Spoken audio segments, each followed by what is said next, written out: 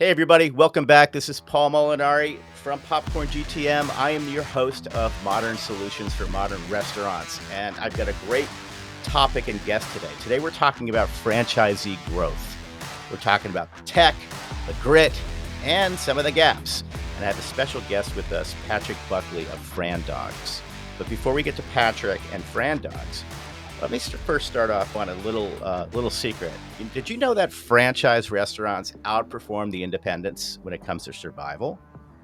About 70% make it past 3 years, and roughly 50% are still operating at 5 years, compared to only 30% of independent restaurants at the same mark. That's I feel pretty good about that because, hey, listen, when you buy a franchise, right, you're buying a business model. Certain things should be in place. So let's hope that they have a better success rate than the independents. Okay, so our expert today is Patrick Buckley. He's a partner at FranDawgs, this really cool new firm that is making a lot of noise about the franchise space. I've really enjoyed following him and FranDawgs on LinkedIn and other social channels. Please check him out. Really great stuff. So, Patrick, welcome to the show, man. It's awesome to have you. I've been looking forward Yeah, to this. great to be on, Paul. Thank you, man. Yeah, as I was saying, I really enjoy the content you put out there. You frame the franchise business in a really interesting and engaging way, especially on LinkedIn, where I follow you guys mostly. And lots of graphs and charts. Who puts together those great graphs and charts, by the way? Is that all you, or do you have like That's a team me. of 20 back? That's you? No, we're a lean operation. It's usually me. Yeah, I mean, I've been in the franchise world long enough where I know how to pull the data pretty quickly, and yeah, I'm an intermediate in graphics. So Yeah. Okay. Well, that's fair. yeah, But what about? So tell me a little bit about Fran Dogs. You're a partner at this place. How did it come to be? yeah. So my business partner JT and we've known each other for a few years. We kind of had talked at times about partnering with one another, but whether it was myself kind of already in the midst of running or starting, different companies in the franchise world, and then he's been a franchisee multiple times, or at various points in his career has been in the investment banking world, focused on franchising too. But yeah, I think at the end of 2024, we were both just at the finally right place, right time, where we both kind of were looking for our next move. Right. I had fully exited my past media brand, The Wolf of Franchises, and I had sold a tech platform I built called Crockett. Hmm. And yeah, JT had just exited a franchise that he was an owner in. And yeah, it kind of just naturally came together. We always have felt that the services side of franchising, had a lot left to be admired, whether it was helping buyers find a franchise Right. or advising franchisors who are very early on in best practices. And now, too, even we found a lot of opportunity in helping existing franchise owners sell their locations. And that's mainly JT's, M&A background that we're able to leverage there. But yeah, by and large, it's a great industry, great business model. But if you're not careful about who you work with, things could go wrong pretty quickly. Yeah. So we're Yeah. hoping to change that. I love that. So you're providing that guidance really across all of the different facets from buying to selling to running, right? Yep. That's cool. One of the things that I wanted to talk to you today was about this, the franchisee mindset. Like what is actually motivating these folks to want to get into a franchise? I mean, what draws people into franchise ownership in your experience? Yeah, I'd say there's kind of a few different personas. The first one, which I don't think this persona, if this is you listening to this, I would think twice about franchises, which is the absentee passive income Ah, mindset. Rarely does that work out. If you're trying to keep a full time job. yeah. These are Uh, not like rental units, right? yeah, This is a very hands-on business. this is exactly. It's not, and then there's a lot of folks will try to say, oh, you can just like hire a manager or something like that to run it, but you know, you wouldn't have a baby with the mindset of saying, "Oh, we're just going to hire a nanny and let them raise the kid." Like, why would you have a kid in the first place if that was your goal? Right. It's too big and too important of a life decision, and it's going to be your capital on the line. So even emotionally, right, it doesn't work. I mean, I've spoken to people who tried this, and then they're calling me from the parking lot of the strip mall saying, I'm on my laptop. I can't, if my boss knows I'm not in the office, like they're gonna be mad. So I'm trying to look like I'm online, but like I have to watch this construction happen because like, what if they get it wrong? And we'll say like, Yeah. well, we did tell you not to do that, or we hear about it after the fact usually because we won't really work with anyone who's going down that path. But yeah, that's one mindset, and then there's a lot of multi-unit kind of like empire building mindsets that has Yeah. probably started. I mean, look, I've only really been in the depths of the industry since I'd say like mid 2019, but I'd say about 2021, like after COVID, or maybe still during COVID, a lot of people just got this entrepreneurial bug, and there was a bit of a rush to business ownership, and franchising definitely benefited from that. So, that's another mindset. And then the last I'd say is, honestly, people who maybe don't have other options. And by that, I mean folks who are either like a corporate refugee, right? Like they really are just burnt out at their job or they're not fulfilled. Right. And they have This no has kind upward, of been a dream that they've always had, like yeah. yeah. Yeah. And like they don't have upward mobility. And they want to do something else and more meaningful in their life, but they can't start a business on their own, or they don't think they can, or they don't have the confidence to. Um, so yeah, they'll look to franchising and Yeah. immigrants as well, right? Folks who don't have that many resources. That's why you see a lot of amazing success stories out of the immigrant communities where all of a sudden you're on third, fourth generation, and they own a bunch of motels This or a is bunch of literally the family business, and it's exactly. so funny. And when you do travel overseas and different parts of the world, that the family business becomes, I think, a much stronger dynamic in some ways. And certainly, as an immigrant and coming to you're going to want to be connected with your family. So that makes sense. But so along those lines, are you seeing certain patterns on like who succeeds versus like who might burn out early? Is it, uh, I mean, if you had to place some bets on certain personality types, I mean, Yeah, is it the people that come in with just a lot of money or just a lot of grit or, huge, great business acumen? I mean, does it take a combination of all three or? I would argue. I mean, the capital matters, right? Because the biggest reason a franchisee is going to fail is because they run out of capital.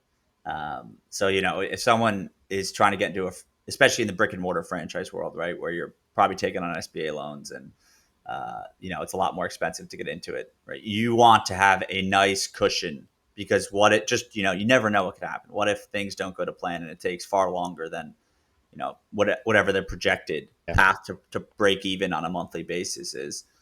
So capital matters, but really the mindset. Um, a lot of times, and the whole franchise sales side of the industry does not help with this. But a lot of buyers get um, into a franchise and their expectations are not at all aligned with the reality of the operations.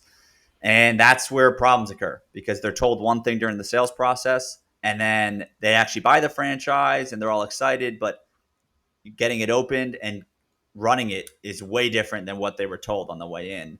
Wow. And when that mismatch happens is when people are like, wait a second, I don't want to do this. This is, if I knew this was what it was going to be like, I wouldn't have joined. I wouldn't have paid all this money and quit my job. And now I have all this stress, and people can really get into situations quickly that they weren't prepared for. Yeah. So Now, you would imagine that some of the more successful franchisees out there would have like a really significant vetting process, to try to put the odds in their favor that this new franchisee is not only going to stick around, but you know, they're going to they're going to be so successful that they're going to open number 2, number 3, number 4, number 5.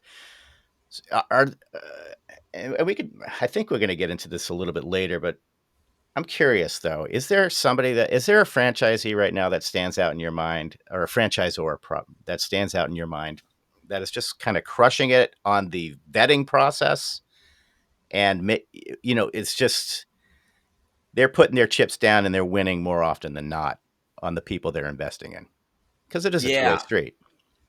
for sure. I would say, I mean, I just posted about them today actually, so it's funny you asked this. Hmm. Culver's is one. Ah, Uh, Jersey Mike's is another, but to go with the Culver's example, they require every franchise prospect to work at their store for a minimum of 6 days, like over the course of 1 week. So you're going to work 6 days in their store, 10-hour days. You can't sign their franchise agreement until you've done that. And I have no insight on the data, but you have to know that, I mean, they are definitely slowing the growth of their own brand, because I'm sure a lot of people finish that week. Some people probably don't even finish the week. They're just like, you know what, Right. this is not for me. But Like I I love that. It's kind of like the Navy SEAL approach, right? I mean, yes, someone's going to get up off the sand and ring the bell and be like, "I'm out," and yeah, that's good for everybody. it is, because I mean, if you're a franchisor, you're going to eventually inherit that problem, right? If That's they're right. not a good fit for you, so and a lot of times the royalty stream that you're getting off them isn't actually worth it in the long run. So, yeah, Culver's is a great example, and I also just have to say, like, it's not a true like, it's a untraditional franchise model. But if you really think about Chick-fil-A, Yes. either there's of course like the fact that yes, franchisees don't actually own the stores, so I understand it's untraditional. But Right. if you think about their whole vetting process, I mean, there's been so much written about it. But at Right. the end of the day, even when you put aside like their the kind of cultural stereotypes of the brand, they are putting people through a 12 to 24-month vetting process.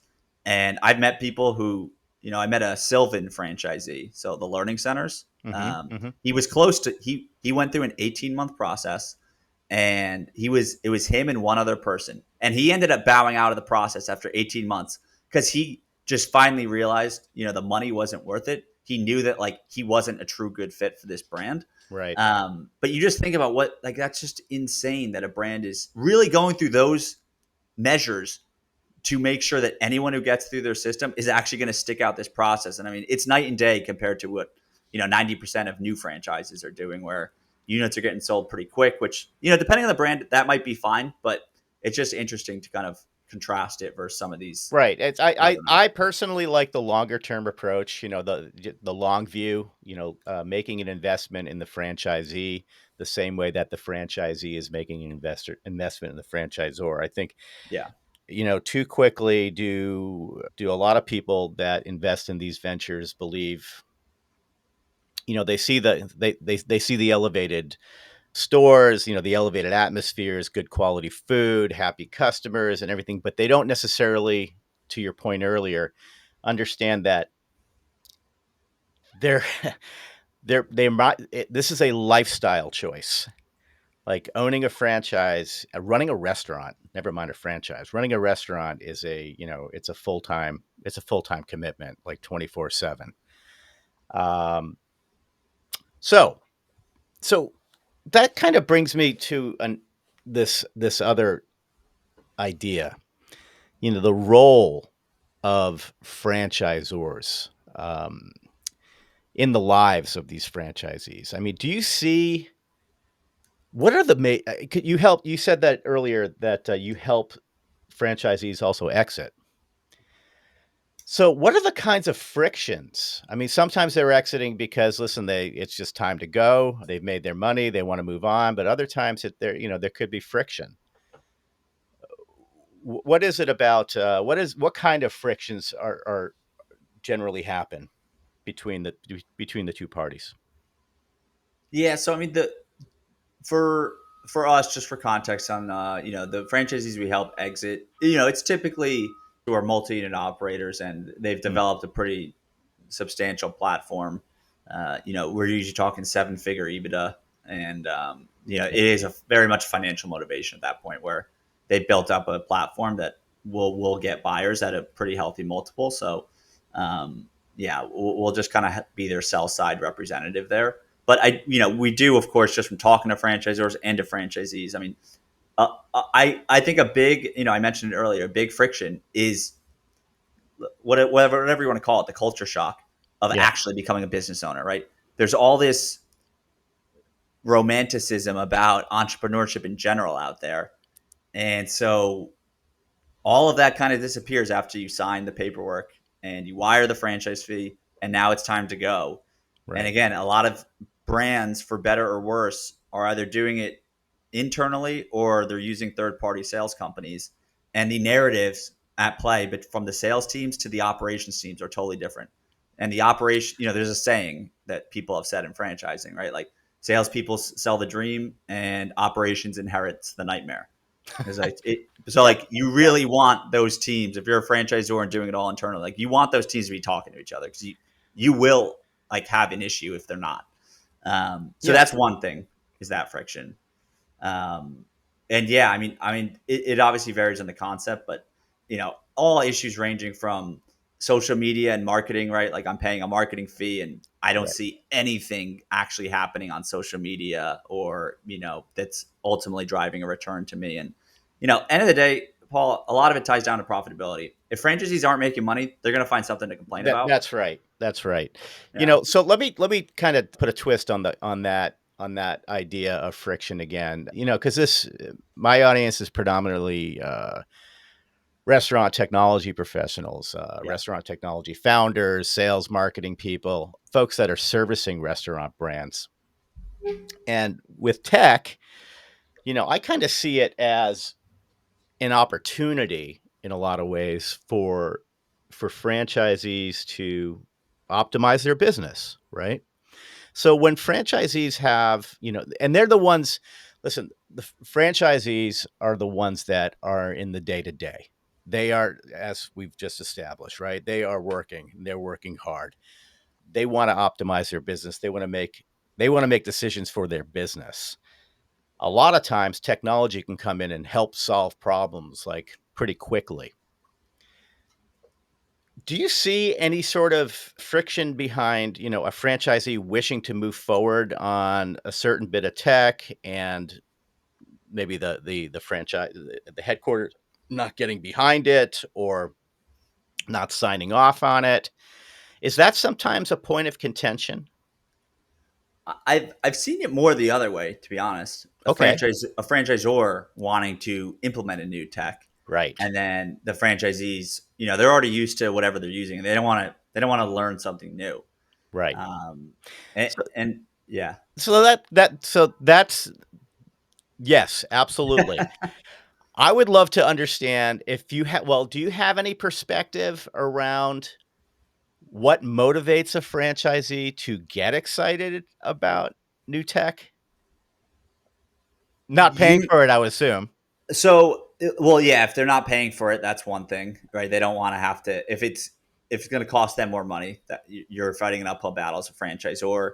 Um, you know, I, I think the best way to try to structure any like communication is to frame it as like, how is it gonna? It's either got to save them a lot of time and make their life a lot easier, Yep. or it has to make them more money. It's one of those two things. Otherwise, it's a deal breaker. But I will even say I can't give specific out the brands, but when I was running Crockett, which at one point was we were doing bookkeeping, and then we had a tech platform that tied into all the QuickBooks, aggregated the data, and Yep. standardized for the franchisor, and so the franchisees could see, how are they performing relative to their peers. But Right. through that work, we spoke to a lot of franchisors, and one example that really stood out where the franchisor was trying to implement, and this is a few years back now. I'd imagine every brand has this, but it was a brick and mortar services business, and they were trying to roll out a new software that would allow customers of the franchisees to book appointments online, right? Yep. So they had to previously call, or I think there was like an email line where you could like get an appointment or walk in. But naturally, right? I don't think takes too much explaining or to see how just letting a customer without any friction, book an appointment on their own online. Right. They said the franchisees pushed back so hard on this because, again, it was a new software that it was going to have to be under. And they said that they tested it at their corporate stores. They had the data that showed it's a 40% uplift in appointments, and that translated directly to revenue. So like this is a win financially. Right. And they had to, their message to me was the only way this works, implementing new tech works, is you really have to hold their feet to the fire. And Right. eventually they went, to the contracts, and they started charging the mandated fees for non-compliance, which you never really want to get to that point, because Right. that's a lot of unhappy people when that's happening. But Right. lo and behold, a year later, everyone's couldn't be happier that the system was rolled out. Everyone's making more money. But you think back, the franchisees at first totally hated it. Yeah, absolutely. It's funny when you force somebody into using a tech. It can be pretty inundating for anybody and Yeah. overwhelming, right? It's in a lot of ways it's simply human nature. But I'm wondering. I mean, tech now is so integrated into the entire operation. I mean, the reality is that we are living in a world now where your CEO has to be as well versed in technology as they are in just basic hospitality.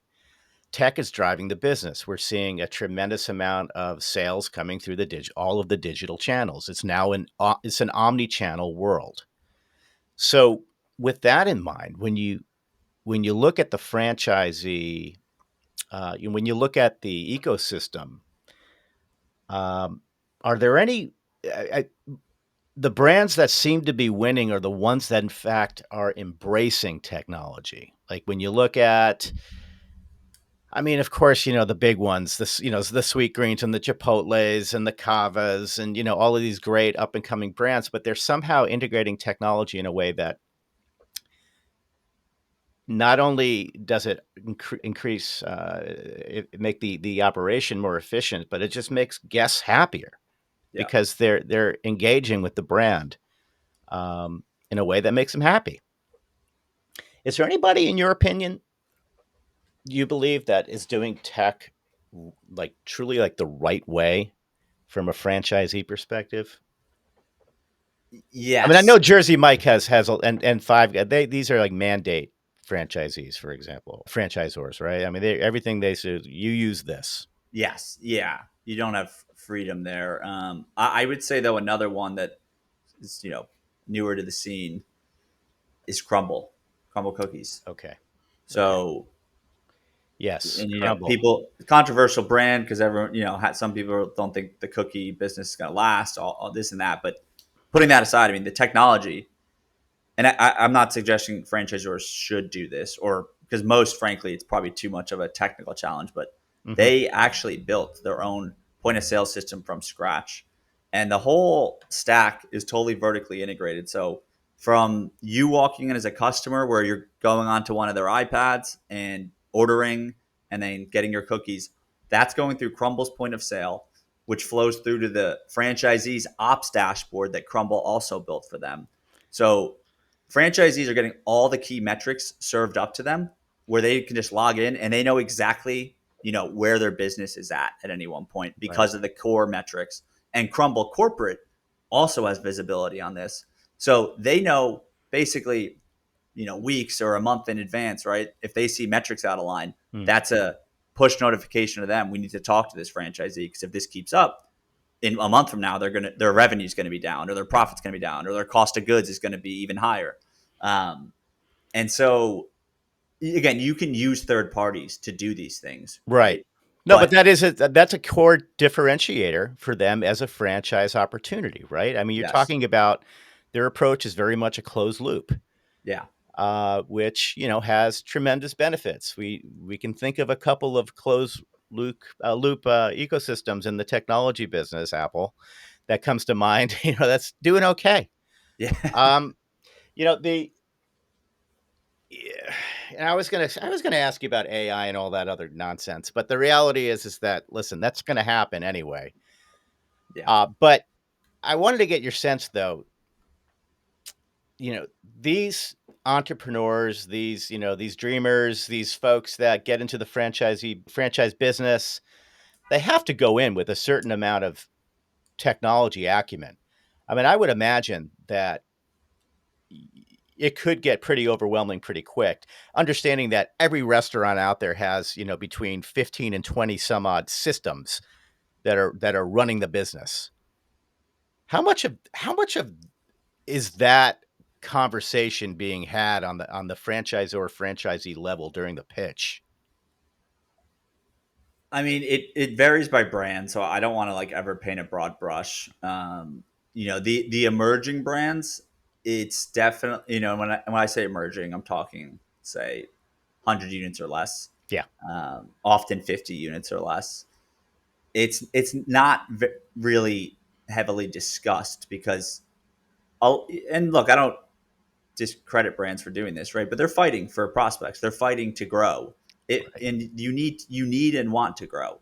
So I understand how this is what ends up happening, but the pitch is, hey, like we're the franchisor, like, we have this figured out already. So like, don't worry about it. Basically, like Yeah. you'll learn that during training.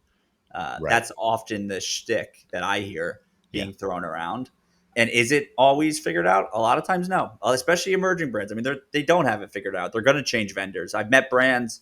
Earlier I gave the example of the franchisor wanted to implement that scheduling software, and it was clearly like a win for the franchisees, and they pushed back. But to be fair to the franchisees, I've also heard the opposite stories where every 3 to 5 months franchisors are switching the tech stack and none of it's working, and it's just a nightmare for everyone involved. So I understand why folks might be hesitant. Yeah, so it's often not discussed because the whole sales pitch of a franchise is built around that it's going to be fairly easy because we have it all figured Yeah, out. it's going to be turnkey, and you Yeah, just you cut the big red ribbon, business in a box. and they will Yeah, come. exactly. One more question on the tech to torture you a little bit further. The so how do you think? Do you have any insights around how a restaurant tech vendor might want to approach selling to a franchisee system, to a franchise system? Do they go top down, to the top down HQ, or bottom up to operators? Do you have an opinion there? Absolutely. Yeah. I mean, so again, with Crockett, with that like bookkeeping slash, or let's call it tech enabled bookkeeping service that Sure. we had. I mean, we were selling to entire franchise brands. So our goal was we were top down. And so I think step one is just figuring out where your product fits in the stack, right? Can you Mhm. sell to single franchisees within a brand, or are you competing with a service or another, vendor that's mandated across franchises? Um, and I'd say like a lot of franchises, for example, mandate QuickBooks. Like you have to use QuickBooks Right. and they're not going to mandate a bookkeeper. So like that was our tough pitch that we had to get over. We had to ask them like, we think you need to be mandating a bookkeeper. But right, anyway, the point is right. If you are an accounting software business, you're out of luck. Like you're not going to be able to change that.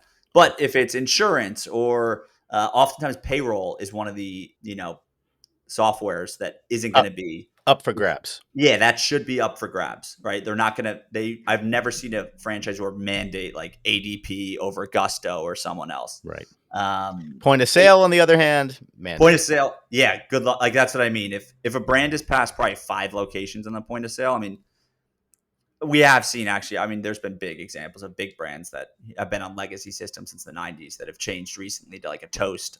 But if someone's on a Toast, and I've had like Shift 4 or some POSs reach out and ask about this, it's just really hard as a brand gets bigger because the switching costs get so high. So figuring out where you are in the stack and if you need to go top down or if you can sell to single franchisees, that's like step one. Yeah. But honestly, cold outbound is a big factor if you don't have an audience to play off of. LinkedIn messaging is where a lot of the franchisors live.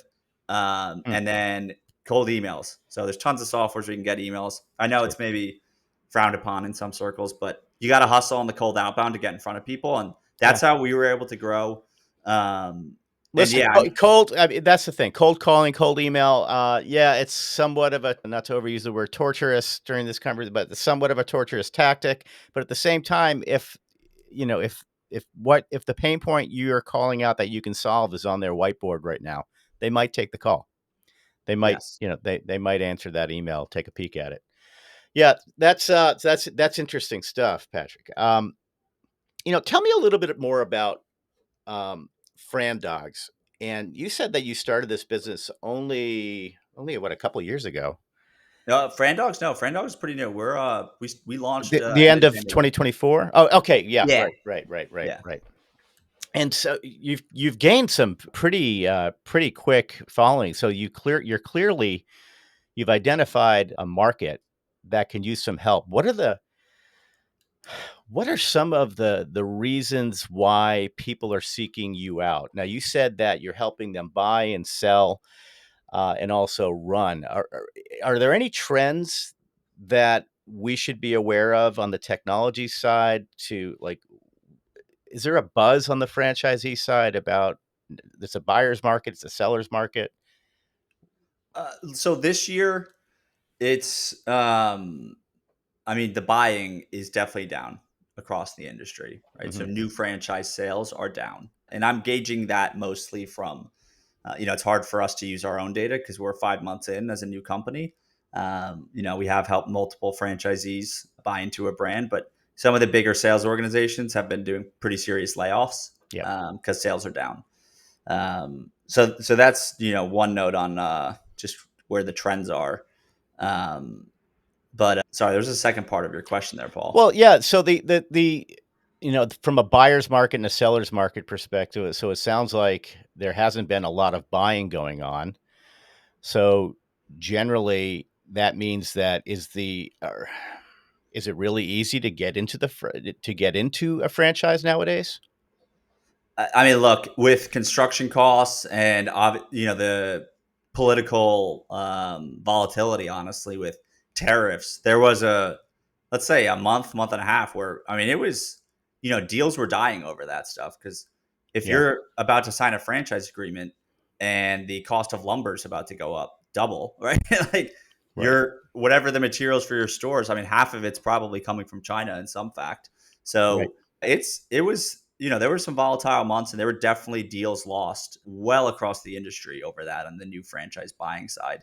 And yeah, just to answer your prior question about the technology and the role that plays. I mean, I think most franchisees, right, especially the first time franchisees, uh, they really want the franchisor to have it figured out, Yeah. right? Like a lot of people are getting into it in the first place, as we've said. To They don't want to have to figure out how to build a website, design a brand, how to put the stack together from point of sale down to their accounting software, right? Like they want someone to tell them exactly what to do.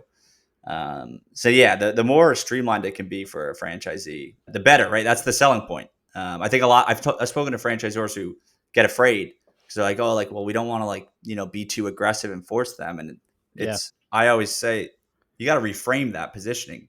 That you're not forcing them, you're helping them get started, and you're helping them run their business, right? Like they wouldn't be paying you a royalty if they wanted to do this on their own. That's Uh, right. and if they are pushing back, that's a bad sign, frankly.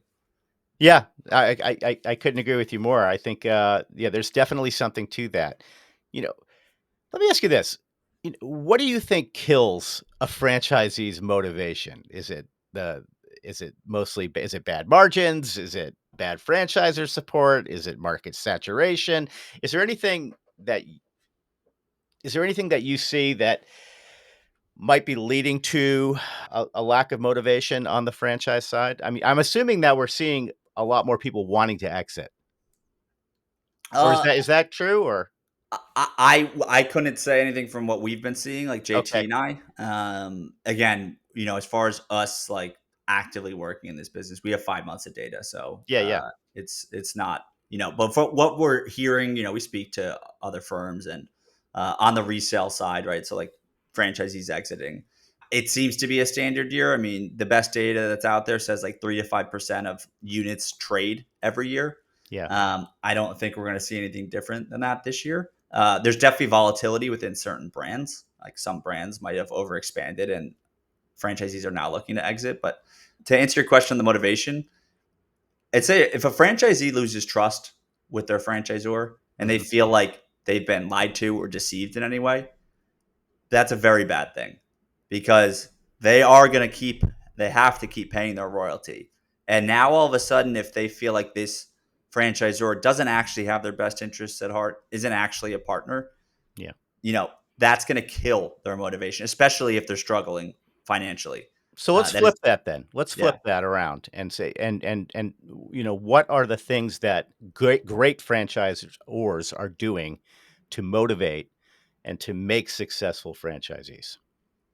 I mean, it sounds cliche, but actually caring about the franchisee's profits and Okay. trying, like genuinely trying to do things that help them. A lot of times, Is that again, more learning and education and like retreats and I mean, what kind of examples are there that franchisors are making better operators?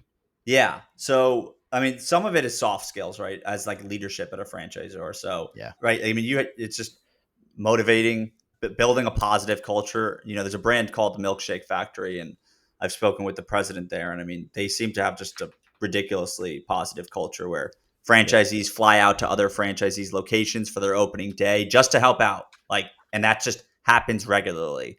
You don't see that in a lot of brands, and from the top down, people will say, the franchisees will have said this to me. They're like, look, like they're not perfect, but they care and they're trying to make us yeah, successful.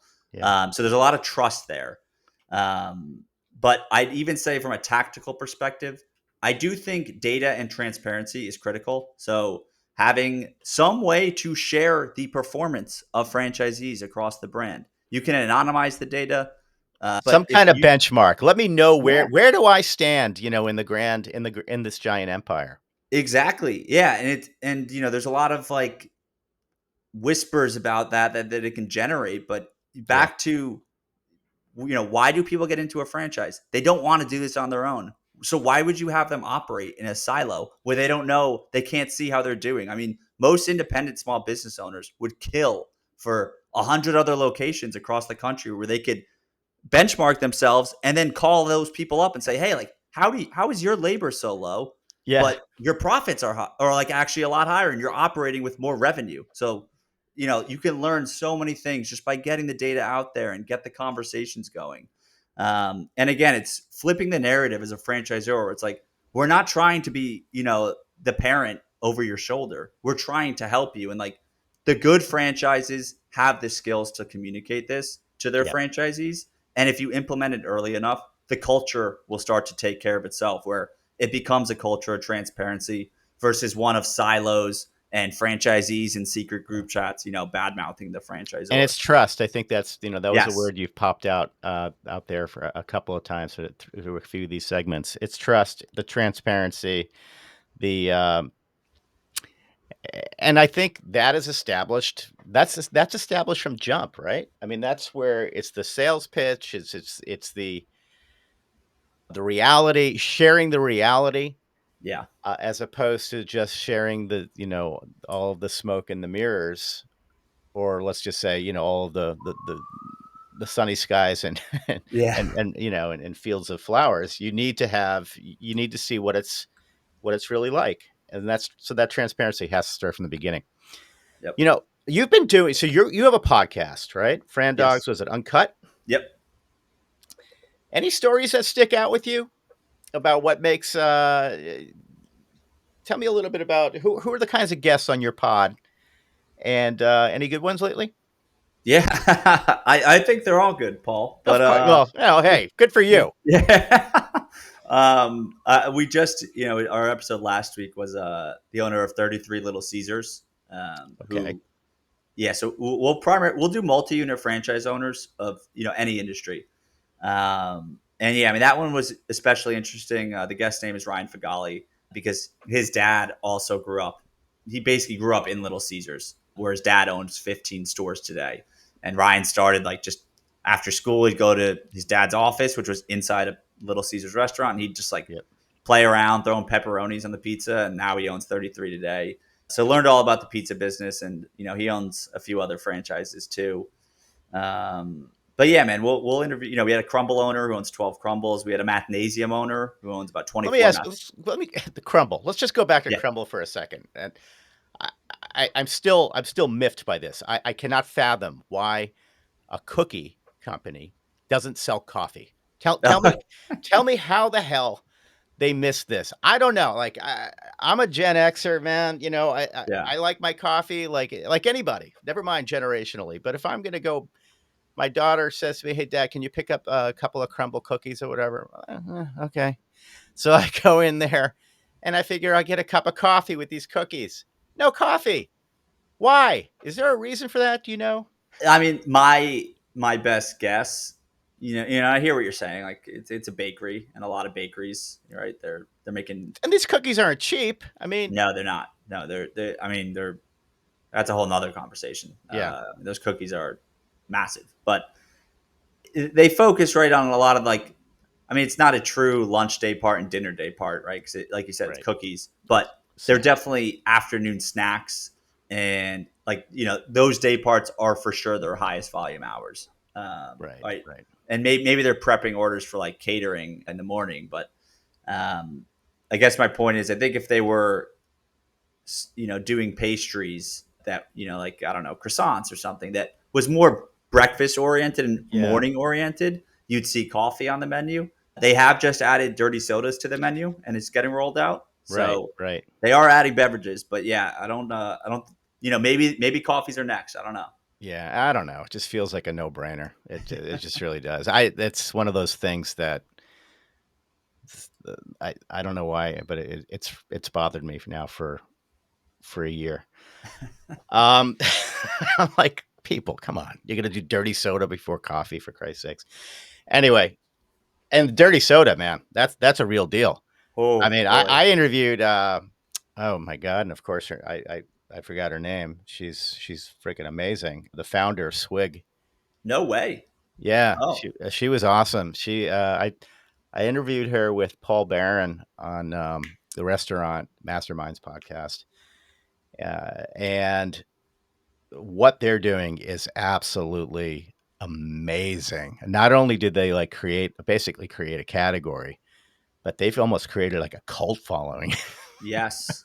Yeah. I mean, they're by far the leader in that category. And I think I mean, it's about to and already is incredibly competitive. So it's going to be interesting to see how far they can expand outside that kind of Utah and Midwest region. But Yeah, yeah. I mean, they are right now. It's just, will it last, or will those Well, I units don't know. I struggle? mean, everything is trending. It seems to certainly be trending that way. Although, interestingly enough, Cosmos, what a Cosmos, the what was the Oh, Cosmics from McDonald's. Cosmic? Pardon me. Yes, Yeah. that felt like okay. So this is going to be their early entrance into this space, but I guess they let that one go. But yes, that's going to be a fun one to watch. All right, so Patrick, this has been really been awesome. Why can you let us know how people can find you, where people can find you if they have questions about franchising or want to learn more about how to get involved, how to buy, how to invest? Yeah, totally. Well, thanks for having me on, Paul. And yeah, you can find, I mean, for one, we have our website, frandawgs.com, and that's FRANDAWGS. So we spell dogs, Yeah, Doug. yeah, in our own way. And then, we're Fran Dogs on LinkedIn, Patrick Buckley on LinkedIn. I'm Pat Buckley on Twitter. But yeah, you can get in touch with us through our Yeah, website, or again, feel free to connect with me on LinkedIn, and happy to fantastic. chat. I will put all of those links in the show description and Great. make sure that we get them over to you guys. Hey, buddy, enjoy the city. I hope it's not 150 degrees out there No, for you today. just 95. Just 95. Hot time, summer in the city. Yeah. All right, my brother. All Thanks right, so man. much for joining me. Yeah, Be good. thank you.